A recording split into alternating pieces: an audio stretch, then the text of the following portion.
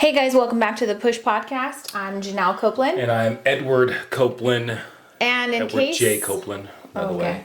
Do you want to give everyone your social as well? No, it's just my government name. In case you are new to the Push Podcast, we want to welcome you and let you know that we recently started recording the Push Podcast and posting it on YouTube. So if you feel like interacting with us and seeing our faces, now I have to actually do my hair. You don't have to. Which kind of sucks. I don't have to, but you don't have to. I have for the last 2 episodes. Right. So, but it's not necessary. I don't do You're my right. hair. Next time you see me, I probably won't have my hair done. So I don't have the luxury of not having any hair, but I don't know that that's a luxury when you're a woman though.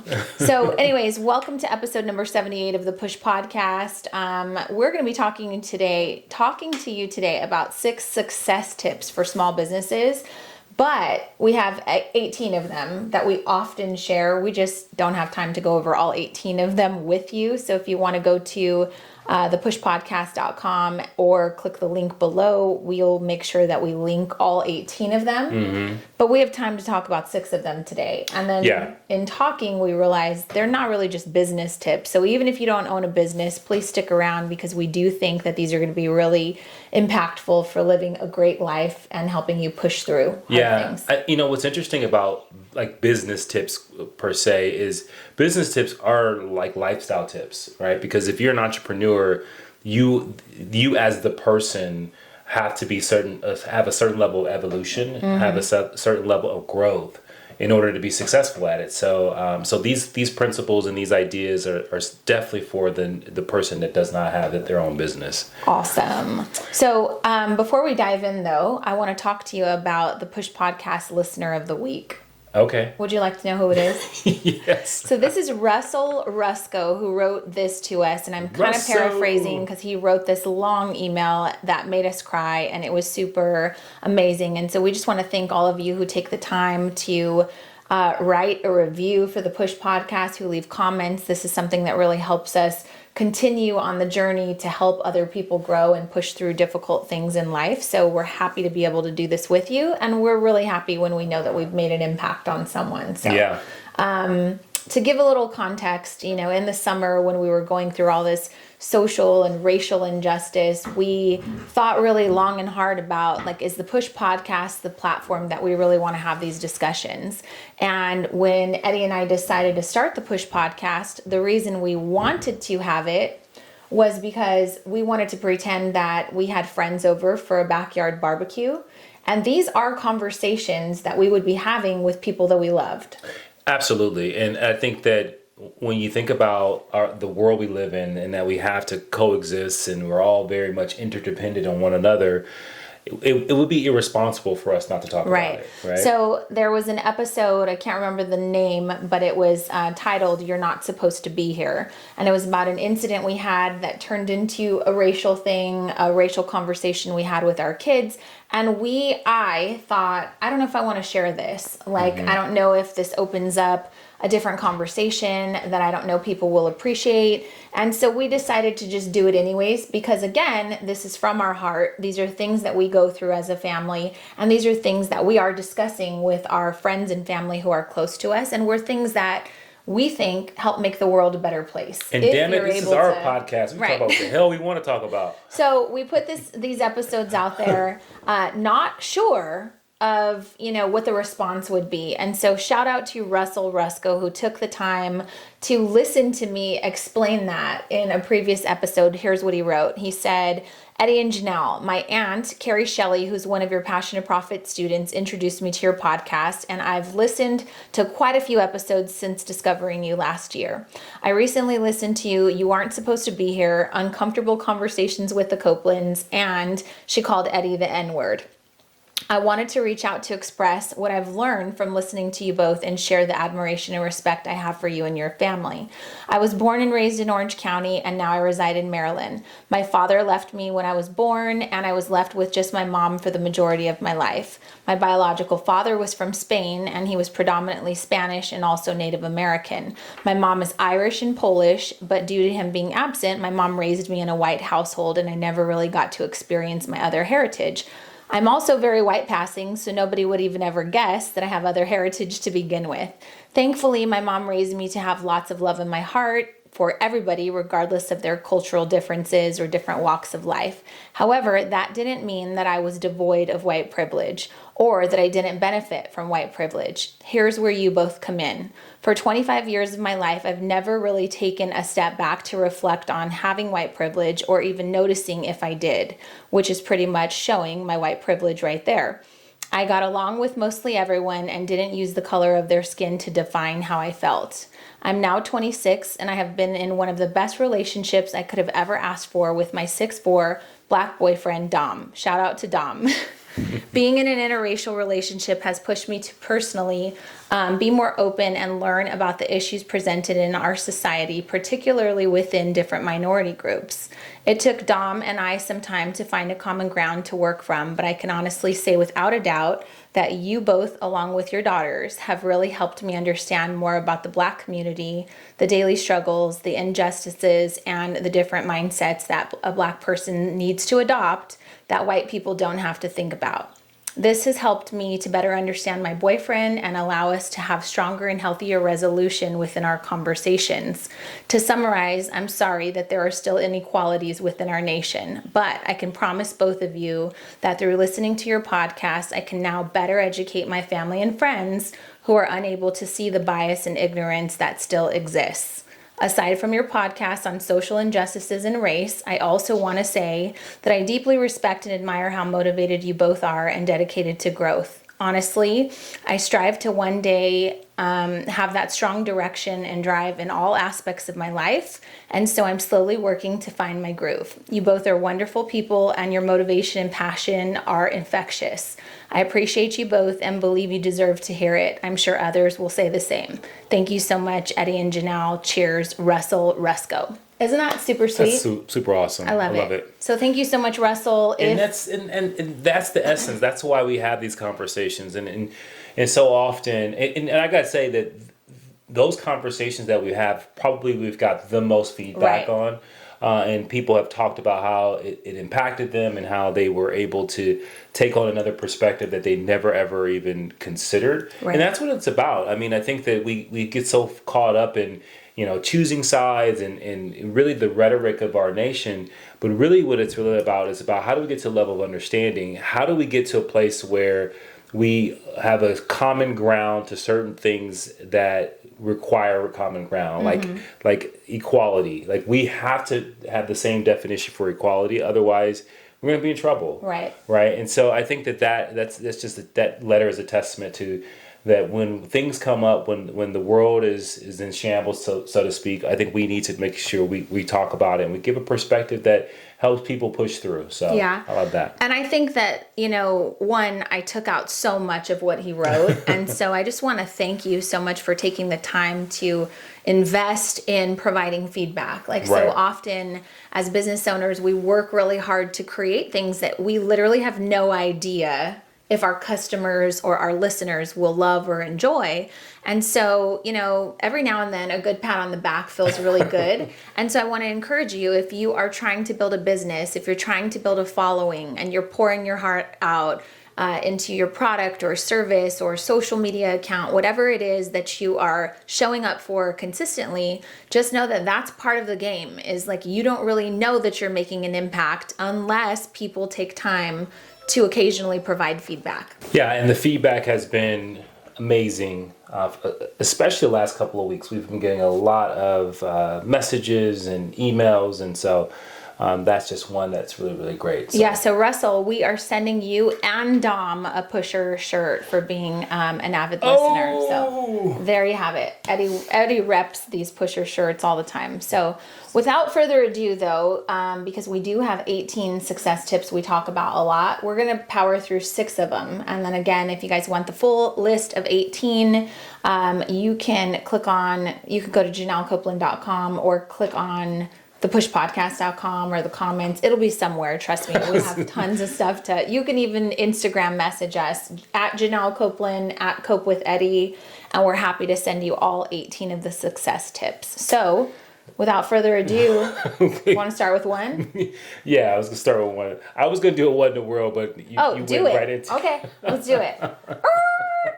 Wait, so you got a message the other day that I thought was, Are we doing this? Yes. Oh, so your what in the world is actually about me then? Well, yeah, because obviously you are a taker in a relationship. And not I can't a believe you're giver. doing this. Explain, give context. All right, so the other night, so Janelle was like going through her messages, and all of We're a sudden hanging out on we're the hanging sofa. on the sofa, hanging out, chilling, and all of a sudden I see her kind of just like, I'm not gonna mention the person's name, but she said, I'm getting ready to get in an argument with someone. And I was like, what? Yeah. It's just like unlike us. You've never heard me say that, right? And I received a text message that I was like, what in the world? She said, And I'm getting ready to get in an argument with this person. I'm like, still what? perplexed about this situation. And so why you're bringing it up right now on national podcast television, Right. I have no clue. Because I think it's so important, because this person, I think you've done a lot and we've done a lot to try to support and help, and and I'm not saying we've changed this person's life by any means. Right. But you have reached out to this individual to invite them to different things, to include them. Because one of the things that if you don't know already, Janelle is an includer. Like, if there's something going on, she wants to get as many people as possible to partake in it, which just shows her wonderful, gigantic heart. Well, I'm like, me on the other hand, I'm like, yeah, he's like, if you didn't hear about this event, I don't know what to tell you, but I bought my ticket and I'll be here. I would call that the only child syndrome. Yeah. And with me, years. I'm like, oh my God, everybody should know about this new Right, book, right. And so, for example, Clubhouse. Clubhouse is something I've been talking about. I haven't told everyone they should be on Clubhouse, but I do tell people that have businesses, that are any sort of influencer, that are any sort of teacher, anybody who has a voice that I feel is worthy of, other people listening to. I'm like, yo, you need to be on Clubhouse. Right. That's me doing a service for you, because I know that it can be beneficial for me and I want to help you. Right. So I do this often. Like, this is not like a new thing. Like, if I'm at the car wash and someone mentions something and I'm like, oh, I have a great book for that, I will probably bring you my book tomorrow. Like, I just do this all the time, right? So to set it up, we're sitting on the couch, and I had reached out to someone and invited them to Clubhouse, just like, hey, oh my God, are you on? You should be on. Here you go. And then I was like, oh, you know what? I'm hosting a Clubhouse on XYZ topic. Maybe you want to come on my stage and talk. That's the equivalent of me hosting an event and then asking you to be a speaker. Like, you literally are giving someone the stage. The opportunity to share your message. I don't have to share, right? It's good exposure for you. Right. It's great practice. So you wouldn't normally share, but I would, right? Yeah. Okay, so this person sends me a message, though. Like, I had given them a couple of opportunities to, like, hey, I'm sharing this. And I'm not joking, but I got a message and it says, oh, I'm starting to see that I'm your when I need something friend. Why are you laughing like that? Because that's the first time I've ever heard anyone say that, like, you needed them more than they needed you, in a sense. But who says that? Like, if I have felt like that many times where, I mean, my sister calls all the time, sis, what about this? I don't feel like taken advantage of. I don't feel like she only calls me when she needs me. But that's probably true. I call her when I need her. She calls me when I need her. Like, that's just how relationships work. There's some relationships that function that way. Right. Where, like, hey, we have this relationship where the things you do for me, there's things I do for you. But then you have relationships where it's like, hey, I feel like I'm always helping you out, which I don't expect anything for. But when you then send me a message telling me that you think that you're the friend that I reach out to when I need something, I'm like, what in the world? So Janelle goes on this. I said, wait, I'm sorry. She goes down the rabbit hole. I said, I'm sorry, what do you mean that I only reach out when I need you?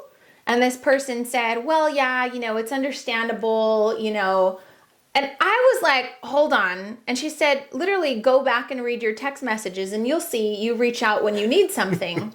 So I go back and I read my text messages. And just to give you context, like, this is why I think you're so triggered by it. Because, like, a year ago, I had $2,000 tickets to a personal development conference. And I literally invited her. I said, hey, what are you doing on this date? Do you want this ticket? Right. Eddie can't go. It's a Right. last minute thing. It's a $2,000 ticket I paid for. Happy to give it to you if you can get the time off and be away from your kids. Right. So that was the first one. Then the next message I saw, because she said, go through your text messages. So I'm like, okay, then I invited you to Clubhouse. Then I invited you on my stage.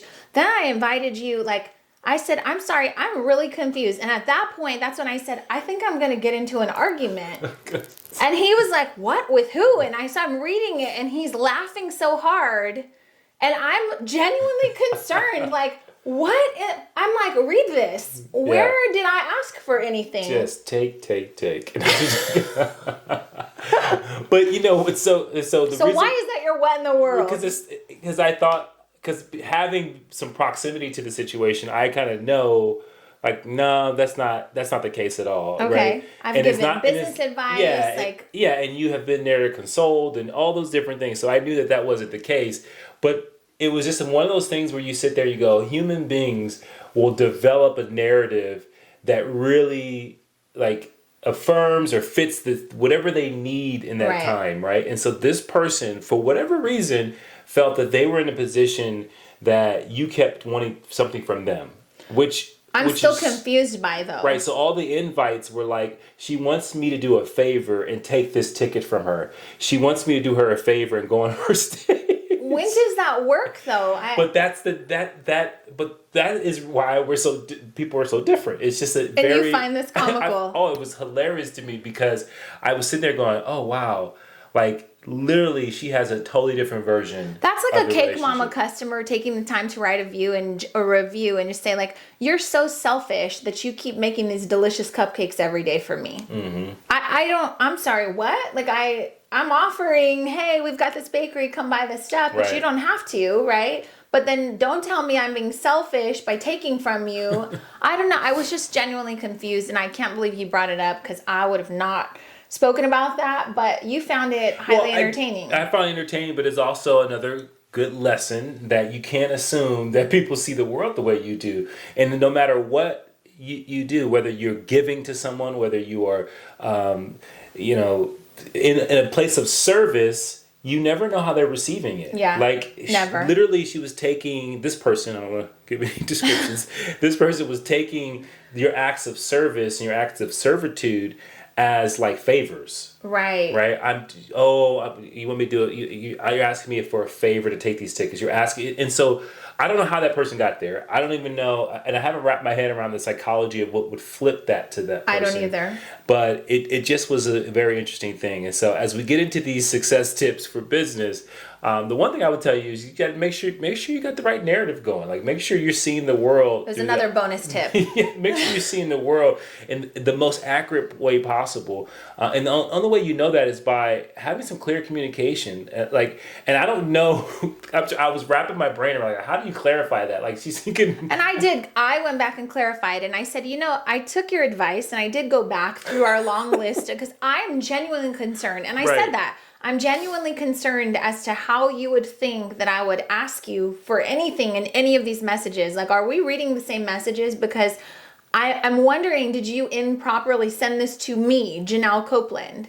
And she's like, no, you asked me to do this. I'm like, no, I invited you. What? Asking and inviting is differently. And I was just so confused. So anyways. But now it makes you think, because you started to go down that hole of saying, I wonder who else do I have a relationship that they may think that? Like, I'm thinking to myself, like, if I contact a friend of mine, do they say, Eddie only calls when he wants something, right? And but I don't have that with anyone. I know, but it was a lesson to say you never know. Right. You never know how someone is receiving your acts of kindness or anything. Like, I was on a coaching call today. It wasn't even a coaching call. It was just a new friend that I had made, right? And I was like, would you like some advice? I have some perspective to share. And she's like, oh my God, yes. So if anything, I find myself often like, hey, I can help with that, but do you want that? Because I don't want to overstep my boundaries. Right. So to hear that, like, oh, you're only reaching out to me when you need something, I'm like, what? Yeah. I don't need anybody. Let's be like Jordan said the other day, she goes, when I get older and have a relationship, because I said, what do you know about boys to be true? And she said, I know that I should pick a boy that I want, but not that I need. And she said, yeah, like, you know, you don't need dad, but you like him. I like having you around, right? It's a benefit. But I don't need anybody. Right. So I was confused. Anyways. Well, so that was the what in the world, but we could jump right into it. And I think there's a lesson in there. I just haven't figured out yet what it is. Well, here's number one. Be the boss of your own time. So being the boss of your own time, for me, this has come up quite frequently in the last few weeks. I've been spending a lot of time on Clubhouse, as you guys know, and everybody wants like the secret sauce to like being an entrepreneur, starting a business, juggling it all. And I would just tell you, like, being the boss of your time is setting boundaries and understanding what your responsibilities and your values are, and then creating a business that's in alignment with your responsibilities and your values. Yeah, and you know what's so interesting is that we were having the what in the world conversation, but that person, like, there may be an issue when it comes to boundaries and thinking that people are constantly taking from them because they don't own their own time. Right. And so maybe she was stepping into her power, saying like, hey, I'm just expressing the fact that I think you're taking advantage. Where are you going with that? No, what I'm saying is it's like, if you own your own time and you're clear with your boundaries and you're clear with the things you will do and you won't do, then I think that you don't get into a place where you feel like someone can take advantage of you because you're constantly owning it, right? Yeah. You're in you're putting yourself in a position that you can say no and not feel bad about it. And of saying, hey, no, I won't do that, but I will do this, right? I will take this time to hang out with you, but I won't do these other things, right? And I think that is owning your time, because when you're giving yourself to someone, that's what you're giving is your time. Yeah, and we did an episode not too far back about boundaries in a relationship. Those same boundaries apply for, you know, a business. But what I'm trying to say is recently I've been experiencing a lot of frustrated business owners who are saying, you know, like, I'm doing everything I can in my business, and then I'm trying to also do the homeschooling for the kids, and I'm also juggling these orders and trying to find new customers. And I just want to tell you, one of the main reasons why people start a business is so they can get out of the rat race and off of the hamster wheel, right? And so when you're creating a business, I think it's important to sit down with your schedule and say, okay, if I have 3 kids that are homeschooling during the pandemic right now, and they need my help from 8 a.m. until noon, I can't really do any business during that time. Right. That's going to open you up to just like, hey, I got to be present. My kids are important. It's going to like kind of stop you from getting into a place where you're overcommitted, and you can focus on what's important, which is your kids from 12 to 4 or 12 to noon 100%. or what I say, 8 to noon, right? And then let's say from 12 to 4, the kids have to do homework. They have to eat. You need to make dinner. You have to do laundry, whatever the case may be. Then you also can't work 12 to 4. Right? So you've got 8 to 12, got to be with the kids, 12 to 4, got to do home duties, whatever it is. Then maybe when the kids go to bed, that's when your business starts. So if that's only a couple of nights a week, and that's only a couple of hours a day, then you might only have 10 hours to be able to focus on your business. If that's the case, then you need to come up with 10 hours worth of productive work, so that you're not out searching for 300 customers when really you can only take 2. Yeah, and I think what also goes to that is what you're outlining is a process or a system in which you approach your work, where you are following the process, not emotionally reacting to what you think you need to do. Because a lot of times when you're running a business, you can be emotionally stressed about, oh my God, I got to do this advertising thing. But you know the priority is, I got to manage these customers. I got to manage what's going on next week. But your emotions will push you in all the different directions. And so having a process that you follow, kind of like when you work a 9 to 5, the structure that's provided there for you is the structure that's probably going to give you the most focus. Right. So being a boss of your time is understanding if you have a 9 to 5, then you have a 9 to 5, right? So figure out how to carve out some time within your week that doesn't make you feel so heavy and drained and tired and overworked, because the thing about business is it requires stamina. And I have recently just come across so many people that are like their tanks on empty, they're super overworked. And then when you ask them like, how did you get here? They're just like, I need more, more, more. And you're searching for more, but really you can't handle what you already have. So that's my first tip for success is be the boss of your own time. And I love that. I think that's great. I think that when you do that really well, you become very planful. I think that, and then when you get really good, I know that many people, I know I struggle with this, is when you don't have a 9 to 5 structure, structuring yourself and putting things into place. And you almost have to do that at your best state when you're thinking the most clear. And you say, okay, this is what it's going to be that I'm going to do. But I think that what happens is now you have to maximize the time, especially when you have kids and all these other things. Yeah. How do you maximize and get the most out of the 5 to 6 hours that you have that makes the biggest impact? And then this other concept is when you start to see business going, like you can outsource some of the things that you think that would take away your time, like having someone take care of your kids, having someone do your laundry. Like that is owning your time. It's like, okay, I would rather pay someone instead of spending that time because I know my time is precious. Right. And when we first started with the bakery, that was like the first thing. I need to earn enough money so that someone can come clean my house, because if I'm working 7 days a week, like the last thing I want to do is do chores on the one day off that I have with my family. Right. So that was like our biggest thing. Like, how could we earn money so that we don't have to do these things? 100%. And I did that in the bakery too. How could we earn enough money so that I don't have to lug home all this laundry and wash these towels at home? I need to hire a linen service. Right. So when you get to the point where you're overwhelmed, being the boss of your time means that you're trying to figure out what things you can let go and release that perfectionism, which is a whole nother episode in itself.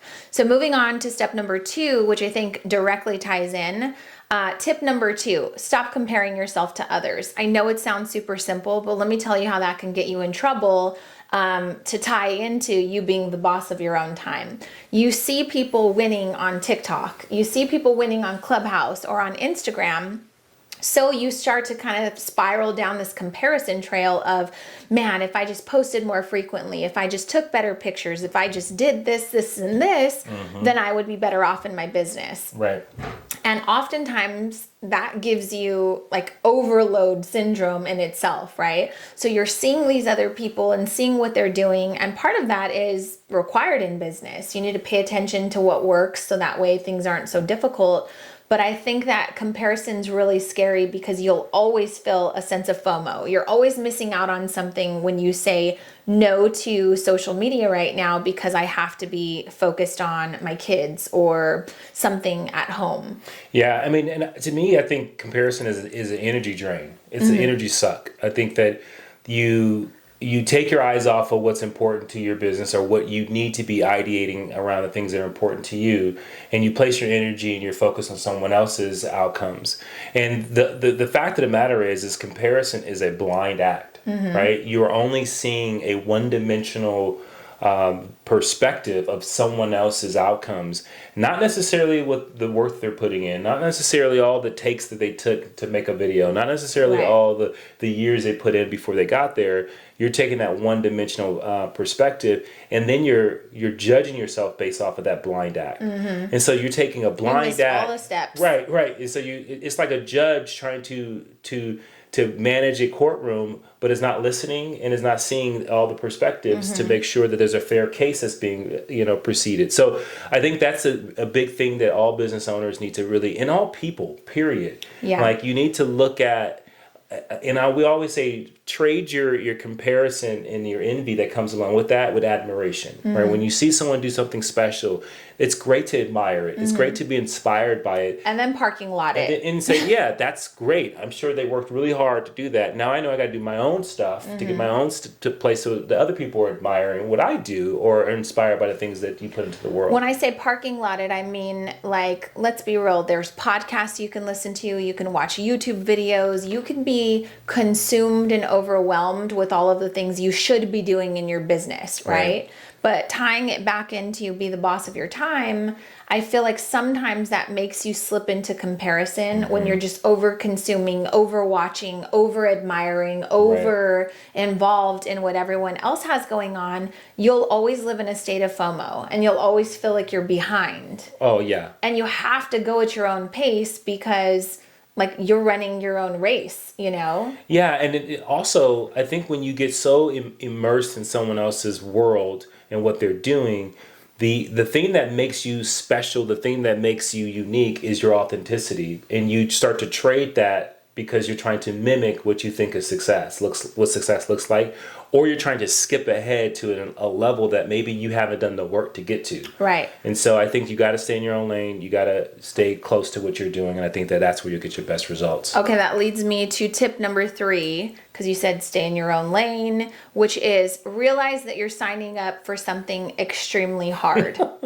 And I think that, you know, the whole running your own race, we hear that often, but your journey is going to be harder than the person's journey who you're trying to copy or watch next to you if you don't stay course and run your own. Right. Because you're watching all of the things that they're doing and trying to also fit it in your life, which creates overwhelm, FOMO, you know, all these things.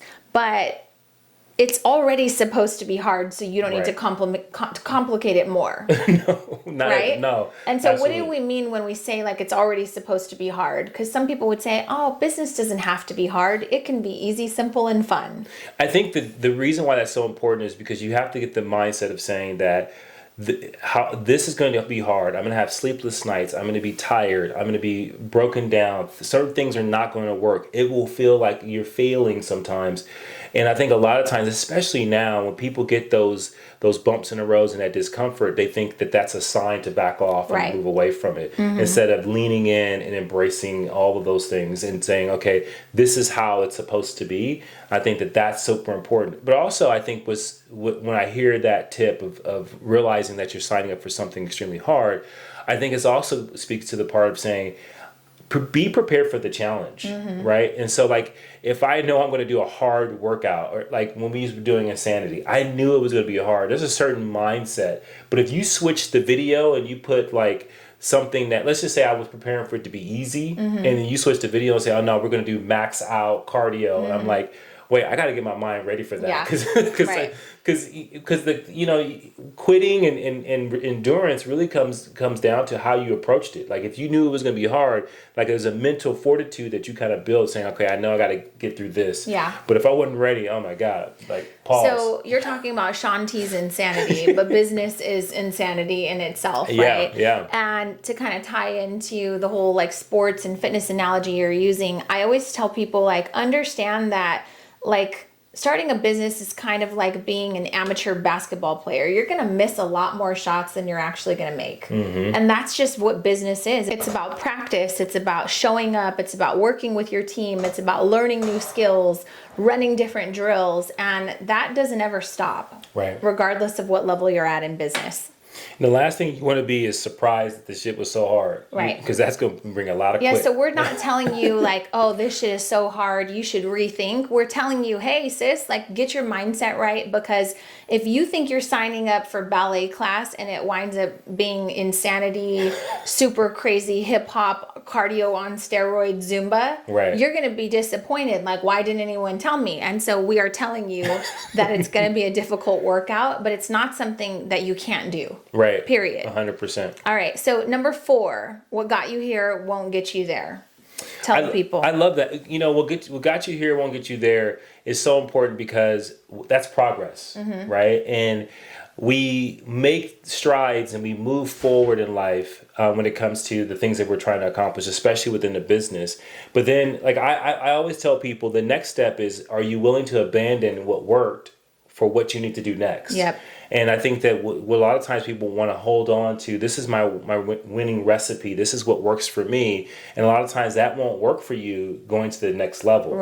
And you get stuck. And then before you know it, you go on, you're searching for answers and you don't know what to do next. So the perfect example of that is, you know, we work with lots of bakers. They have started from home in most cases. They've developed these recipes. Maybe they were their grandmother's recipe or something. And then they're like, I know how to do this in my sleep, and I'm the only one that can do this, and it's perfect when I do it. I don't even need to follow a recipe, but I'm damn sure not sharing my recipe.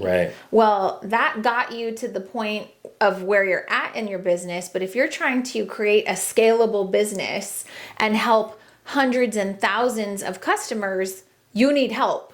Well, So not only- holding on yeah. to the belief of, oh, I have to be careful and secretive with all of the stuff that I know is not going to help you get to the next level. So often when we're coaching, we tell people like, we only want you to sign up for our coaching programs if you are truly coachable, Right. meaning you're willing to let go of everything you think you know. Like, we don't want to work with people who are like, oh yeah, I know how to do that. Oh yeah, I've done that. Know how to do that. Got that. No, we need you to come in green, ready to grow and listen to new ideas, because what got you here is not really going to usually get you here. Yeah, and we always tell the story about the Cake Mamas. Like, the Cake Mamas was a custom cake bakery, and it got the Cake Mamas to a place where you're able to open up a brick and mortar business, but it wasn't going to be what was going to bring you long lasting success Right. and duration for the business. It needed to shift and it needed to pivot and change. But so often when we talk to people, they go, oh, I only want to have a business that's exclusive. I want to be Right. an appointment only, or I want to only be able to do this, or I only want to do custom, woodwork. And you think all the different things that can narrow you to a place where you may stifle your own growth simply because you're not willing to change with the marketplace. Right. And so I want to challenge you, if you are that person that says, but this is what I love, this is how I want to do it, I'm only going to do it if I'm passionate about it.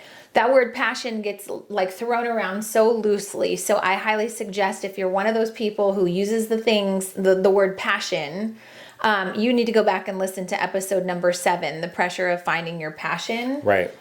Because running a business, like we told you, is going to be slightly difficult. You can't just think it's going to be roses all the time. And you can't think that you can only do what you're passionate about, because you have to listen to the customers. Like, you're literally building a business. If you want it to grow and be scalable, you're building something that is solely based on feedback, period. Right. So when I moved into the community where I opened the Cake Mamas, yes, I wanted to focus on art and just do custom cakes, but the community told me they wanted a local bakery where they could bring their kids after school and get them a $5 treat. So I had to listen to the community. If I would have been hell-bent on, well, my passion is only to create art, I'd be out of business. Right. You'd be a passionate broke baker. Right. So we don't want you to do that. But what's so interesting is that this plays out in large scale as well. Like, most people don't know that Amazon, their 60% of their profit and revenues come from online services, not from the Amazon store. Right? So all the packages that come to your door, all that stuff is great for them. Right. But they invested in online services, which, like, when we run our courses, it's Amazon is the reason why you're able to handle when your site blows up and someone says, hey, makes you really popular, and all of a sudden you go from 1,000 people checking out your website to 100,000. Yeah. Amazon's the reason why you have the capability of doing that, but people don't know that, Yeah. right? And so it's so important. And when Janelle says feedback, it's feedback not only from the customer, but it's also feedback when things are not working. It's telling you, okay, Yeah. It's time to move. It's time Pivot. to change. It's trying to modify. You got to listen to the feedback you're getting in order for you to continue to innovate and create something new. Yeah, I love that. So number 5 on the success tips is growth hurts. So you often use the analogy of the seed sprouting, but I also want to talk about Sarah Blakely from Spanx. So you go first with, why does growth hurt? Well, growth hurts because, and I got this from T.D. Jakes, which he did an amazing job of articulating this. But basically, when you think about planting a seed, right? A seed is smooth all the way around. And when you plant it in the ground, then you nurture it. You water it, you give it sun and all those different give it things. love. You give it love. But in order for the seed to actually grow, something very traumatic has to happen. That smooth shell that you planted eventually has to crack and has to break in order for it to sprout. And then, so that in itself is an analogy of Has saying... the seed ever sprouted before? No, it was the first time ever. So I'm pretty sure that the seed screams. That shit's painful. It's painful. But the smooth surface has to break and crack and be very traumatic in order for it to have possibilities. And I think that when you think about like business, you think about your own growth, like when we just talked about like it's going to be hard, you also know it's going to be painful, right? And because of the pain is the reason why you'll be able to progress and move forward. So growth hurts to me. Thank you for that analogy, Edward Copeland. No problem. You guys can follow him, Cope with Eddie. You've been showing up on TikTok, so you guys go follow Eddie on TikTok. Yeah, he does these quick daily pushes. I'm proud of you, babe. Keep pushing. So to me, Growth Hurts brings up Sarah Blakely. She's the founder of Spanx, right? And when we talk about Growth Hurts, you know, she has many times in her journey to create the Spanx empire, what it is right now. She's like one of Forbes' youngest female billionaires, right? And so she talked about like she only breaks up her business in like two categories. One was like the pre-work of trying to, you know, get past all of the no's of like no one really believing in what she was talking about or what she was trying to sell or what she was trying to offer. All the manufacturing plants that said, hell no, we're not going to make that. That's stupid. Pantyhose with no, you know, hose. That's stupid. And so she talks about that being the first stage. That obviously is painful, right? Yeah.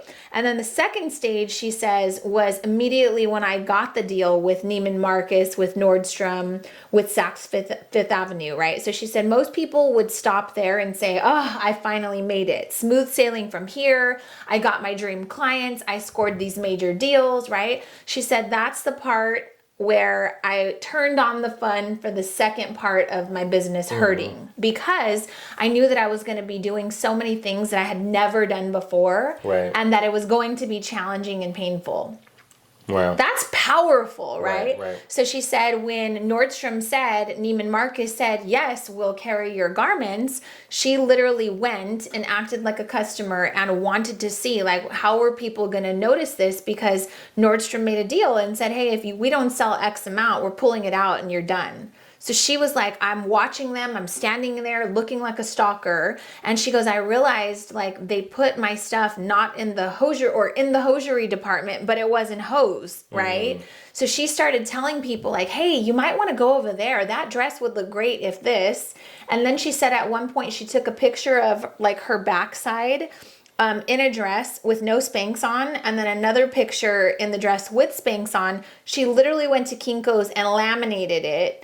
And then went through Nordstrom and showed every woman, like, hey, this is before and after. Look at my butt. Right. Imagine that. Like, you just got the biggest deal of your life, and you're in here doing customer research to try to figure out how to make this work. She's like, I had no clue what I was doing, but I was willing to do whatever I had to learn and grow. And yeah, that was kind of sloppy and ghetto, but it worked. But the story you just said embodies most of what we just talked about. She was willing to say, hey, what got me here is not going to get me there. Absolutely. And so I'm going to have to like roll up my sleeves and get dirty and say, hey, you know what? I'm going to sell these myself. Right. Just so I can start building that traction and momentum. She then decided to go in with her checkbook and she started basically bribing people like, hey, you know, here's my laminated sheet. I'm showing you these Spanx are really cool. Look at my butt. So she was like the sales associate for this, spending all of her time in these stores that were supposed to be selling her stuff, training the employees, training the customers. And at one point she was literally writing checks out to customers saying, I want to buy these for you. Because even though she wasn't making any money, she knew that the name of the game at that moment was, I have to show Nordstrom and Neiman Marcus that my products are moving. Right. So if I can sell 10 in a week versus none because I'm not here being a stalker, then I look pretty good on paper. I just thought that story was so bananas. Talk about willing it to happen. Oh, yeah, that's huge. I mean, I could go over a million different times where I was like, nope, I'm going to make this happen. So I'm going to do something unheard of. And one of the reasons why we're sharing this is because we want to empower you to think outside of the box and step into the fact that this shit's not cookie cutter. It's not supposed to be easy. There's no roadmap, but these things are a roadmap to let you know that, you know, you got to look for the indicators. It's all experimentation. And up to every day of your business, it's really like a hypothesis. Hey, I think this is going to work. Let's test it. Yeah. And I think if more people spent more time understanding that it's supposed to be difficult, you're supposed to test, you're supposed to practice, show up for the drills, then you'd be in a better position. And I'll say this, and I'll add, because you went there, and you gotta be willing to sell yourself. And I don't mean like sell yourself. I mean sell who you are. No, but sell who you are. Sell what you do. Sell your products, because I think she knew there's no one going to be more enthusiastic about my business than me. And I think the reason why it's painful when you get rejection because it's so personal at that level, right? You built something that you think, okay, I built this came from me, and now I'm going to go put this in the world. And when you get hit and when you get told no, it's painful. But when you say, hey, I'm going to roll up my sleeves and I'm going to go and sell these things like I'm a door-to-door salesperson, that says a lot. Yep. That says a lot to who you are. It says a lot to what you're willing to do. And she's not surprised, I don't think, of her success because of the work she put in. And she's still doing it. It's pretty awesome. That's amazing. So I'm a huge fan. And everybody knows what Spanx are. They have guy Spanx. Did you know that? No, I did not. Well, they do. Yeah. Not everybody is lean and fit and trim like you. All right. And then the sixth tip that we want to share with you guys today is great skills can start a business, but great leadership will keep you in business. Do you want to speak about this? Yeah, I think when we talk to a lot of our students and we help them, one of the things we really want to emphasize is that they have to embrace that they're a leader. Mm-hmm. And leaders are there to cast a vision of where you're going to be taking your company, where you're going to be taking your business, but also to look around corners and to be ready and to anticipate if something goes wrong, what to do. If something goes in a direction that maybe you didn't anticipate or maybe you did, that there's a certain level of readiness. Right. And I think leadership, and we have tons of books about leadership, is one of those things that's ever evolving, it's ever changing to a place where, because of the social aspect we have of this world, like leaders have to be ready to have many different types of conversations and be able to guide their teams. And so I think about leadership when it's a one-person show, like the Spanx lady, like that's leadership. I'm saying, hey, right now I got to get in front. I got to be the doer of my business at the same time of still keeping the long vision in hand. But also with her being able to do that, saying, hey, I'm going to do this by any means necessary. What type of leader do you think she is? What type of employees do you think she attracts? What type of expectations do you think that she wants fulfilled from the people that are joining her organization when she grows? I expect you to match my enthusiasm. Absolutely. I expect you to be out hustling. I expect you to be doing this by any means necessary. That's what we do at this company, right? And so we spend a whole week on this actually in Passion to Profit, our 8-week masterclass. And it's because, look at the areas in your life that you might be struggling in. And we all have those areas, whether it be, hey, my house is always a mess. I'm lacking organization. My car is a mess, right? I'm always feeling like I'm behind. I'm late to things. Things are piling up like emails. If you are a person that is struggling to get ahead just in your regular life, it's likely your business is running the same way. And it's likely that if you did hire employees, you probably would be missing deadlines with them, which would also send the message to them that, oh, we're just kind of a little scatterbrained here, and it's okay for me to also miss deadlines. Right, yeah. So leadership's super important.